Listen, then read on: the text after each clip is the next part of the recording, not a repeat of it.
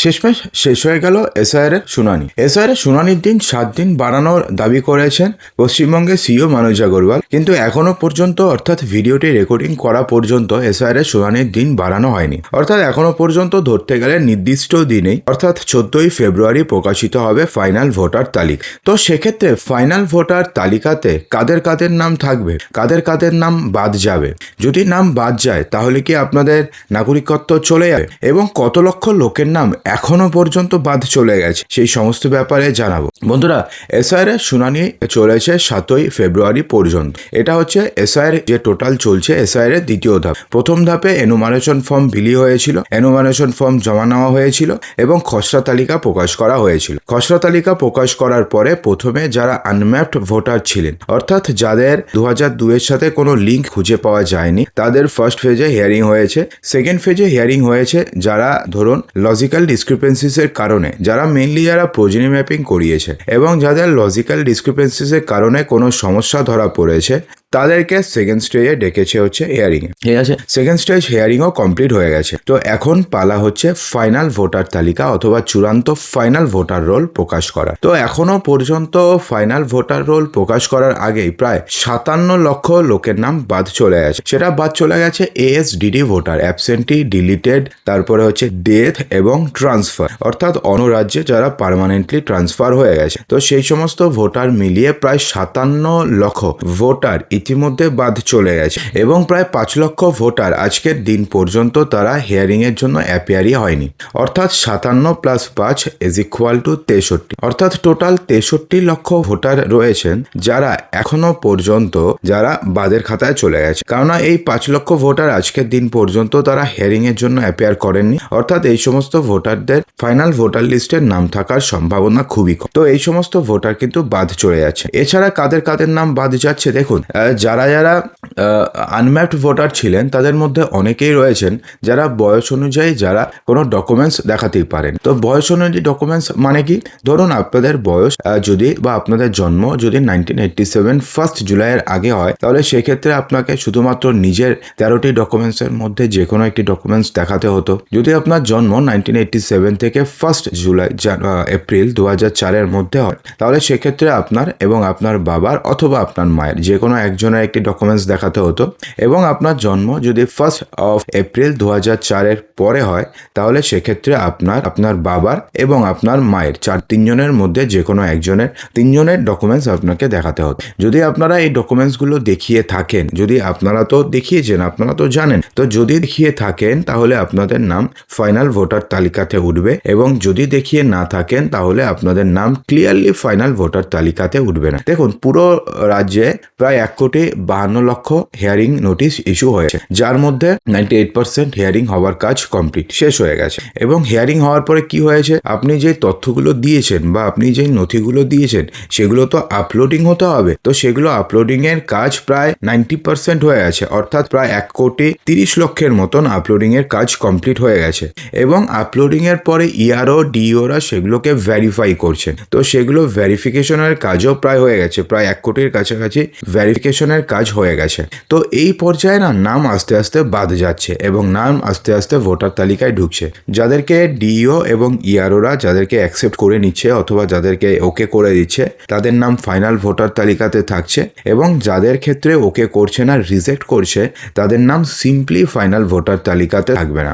তাহলে এখন আপনাদের মনে একটা প্রশ্ন আসতে পারে যে যাদের যে নথি দিয়েছে তারা সেই নথি বাতিল হয়েছে, তো তারা কি ফের আরো একবার হিয়ারিং এর তারা সুযোগ পাবে? তো তার উত্তর হচ্ছে একেবারেই নয়। যাদের নাম এবার বা যাদের নথি এবার অ্যাকসেপ্ট হচ্ছে না, তাদের জন্য আর কোনো হিয়ারিং থাকছে না, তাদের নাম ডাইরেক্টলি ফাইনাল ভোটার তালিকাতে থাকবে না। হয়ে গেল।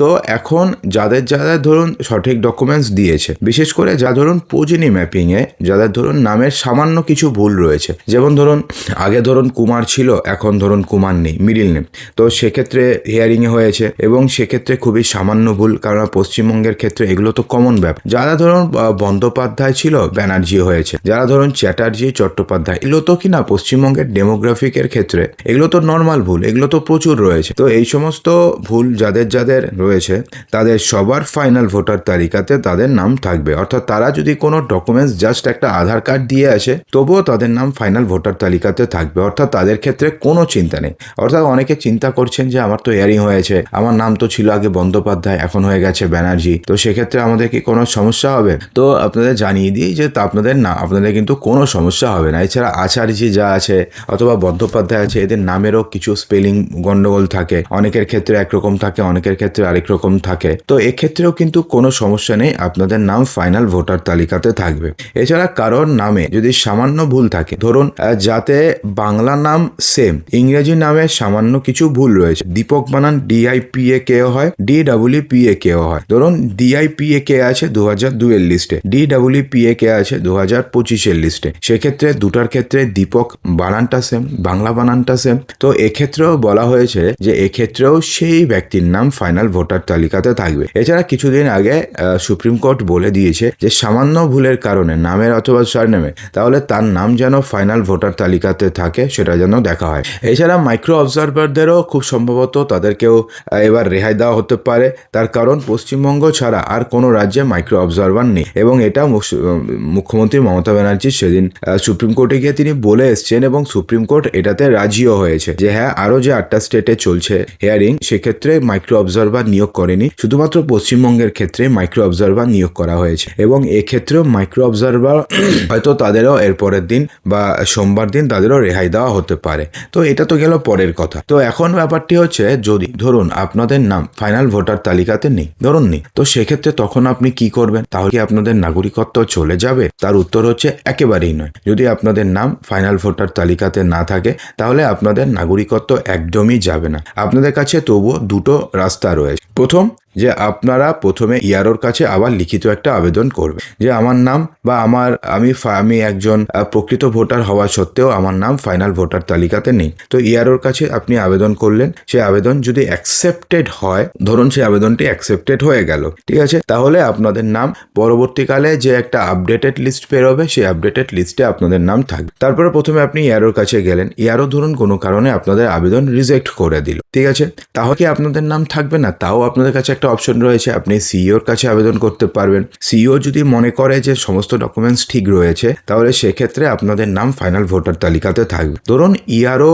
রিজেক্ট করে দিল এবং সিইও রিজেক্ট করে দিল, তো সেক্ষেত্রে কি হবে? দেখুন, সেক্ষেত্রে আপনি ফর্ম 6 পূরণ করতে পারবেন। সেক্ষেত্রে ফর্ম 6 পূরণ করার পরে আপনি আবার জমা করবেন এবং যদি আপনারা 2002 এর সাথে লিঙ্ক দেখাতে পারে তাহলে সেক্ষেত্রে আপনাদের নাম ফাইনাল ভোটার তালিকাতে অর্থাৎ রিভাইসড লিস্টে চলে আসবে, ঠিক আছে। কিন্তু যদি না করতে পারেন তো সেক্ষেত্রে আপনাদের নাম ফাইনাল ভোটার তালিকাতে থাকবে না। হলো তো এখন ব্যাপারটি হচ্ছে যে যদি আপনাদের নাম ফাইনাল ভোটার তালিকাতে না থাকে তাহলে সেক্ষেত্রে তখন কি হবে? ধরুন এত কিছু করার পরেও থাকলো না, তাহলে কি আপনাদের নাগরিকত্ব চলে যাবে? দেখুন, সুপ্রিম কোর্টে নির্বাচন কমিশন ক্লিয়ারলি বলেছে যে এই এসআইআর এর সাথে নাগরিকত্ব থাকার কিংবা নাগরিকত্ব চলে যাওয়ার কোনো সম্পর্ক নেই, ঠিক আছে, কোনো সম্পর্ক নেই। যদি আপনাদের নাম ফাইনাল ভোটার তালিকাতে না থাকে তাহলে শুধুমাত্র আপনি 2026 সালের যে লোকসভা বিধানসভা ভোট রয়েছে সেই ভোট দিতে পারবেন না। এছাড়া কিছু, নাথিং মোর দ্যান দ্যাট, অর্থাৎ এছাড়া আর কিছু হবে না। এবং এই যে কাজগুলোকে আপনাদের বললাম না, যে ইআরওর কাছে আবেদন, তারপর সিইওর কাছে আবেদন, এই টোটাল এই সমস্ত কিছু আপনাকে করতে হবে ফাইনাল ভোটার তালিকা প্রকাশের 7 দিনের মধ্যে। অর্থাৎ 14 তারিখ ফাইনাল ভোটার তালিকা প্রকাশিত হবে, তার 7 দিন অর্থাৎ 21 তারিখের মধ্যেই করতে হবে। তো বন্ধুরা, আশা করি আপনাদের তার 15 দিনের মধ্যে করতে হবে, 7 দিন নয় 15 দিনের মধ্যে করতে হবে। অর্থাৎ 14 তারিখ যদি প্রকাশিত হয় 29 তারিখের মধ্যেই করতে হবে। তো বন্ধুরা, আশা করি আপনাদের সমস্ত কিছুই সঠিকভাবে বোঝাতে পেরেছি। যদি ভালো লেগে থাকে তো লাইক করবেন, শেয়ার করবেন এবং চ্যানেলটিকে সাবস্ক্রাইব অবশ্যই করবেন।